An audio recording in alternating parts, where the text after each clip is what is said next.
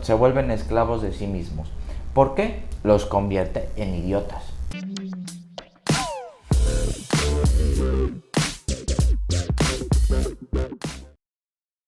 ¿Qué tal, titanes? Hoy les voy a traer una idea que me parece fundamental de entender de un libro que desafortunadamente no puedo mostrar ni hacer referencias, dado la censura que ha tenido a nivel de redes sociales y a nivel público, pero es sobre uno de los mitos que mayor repercusión han tenido de forma negativa, sobre todo en la población adolescente o de los jóvenes adultos.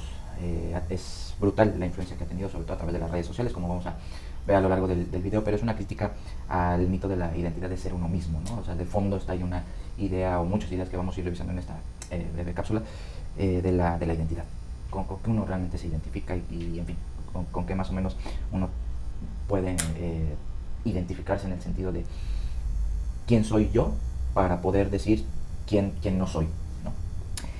Para empezar, hay que decir que tanto la identidad como el ser uno mismo son ideas basura, son ideas que están en el aire, tienen un nivel de abstracción absoluta, no se pueden operativizar, no se pueden llevar realmente a la práctica. Sin embargo, ha tenido de forma paralela, por decirlo así, una forma de entender el ser uno mismo como algo aspiracional, ¿no?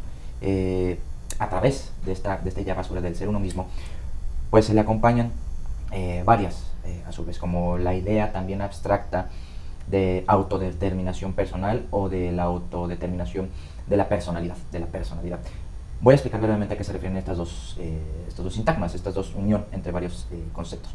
La autodeterminación personal, la voy a explicar con un ejemplo, es aquella que dice, ya quiero ser independiente, ya quiero trabajar, ya quiero ganar mi propio dinero, ya quiero hacer de mi vida lo que yo quiera, ¿no?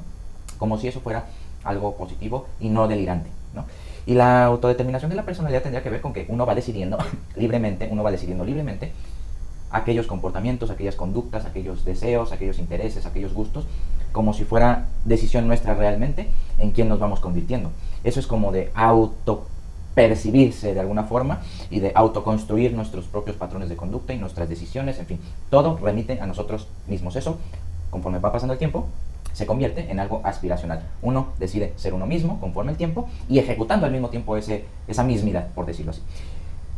Paralelamente a todo este discurso postmoderno, está la defensa de la diversidad y de la diferencia, ¿no? O sea, entre más diversos seamos, entre más respeto a las diferencias existan, somos más progresistas, somos punta de lanza socialmente, ¿no? Y todo esto, pues, lejos de ser una receta para el fracaso, lo que ocurre es que se pierde el sentido comunitario o de la resolución de las propias diferencias para luchar por un bien común.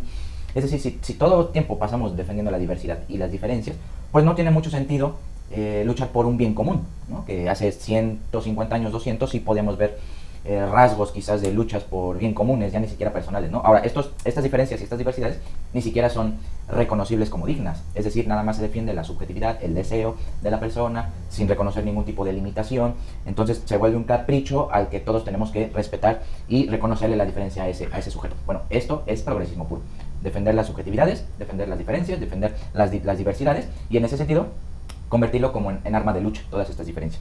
Esto que nos lleva a, bueno, además de un procesamiento de la vida, del pensamiento infantil en el sentido negativo, no en el positivo, de que nos sintamos especiales. Somos seres especiales y por lo tanto merecemos personas especiales a nuestro lado, que nos respeten, que nos fomenten nuestro narcisismo, mediante este tipo de conductas posmodernas de afiliación política de izquierda generalmente, luchamos contra los derechos que uno tiene, en fin, para sentirnos especiales, y queremos que nos reconozcan como seres especiales, a nivel, repito, individual, subjetivo, deseante.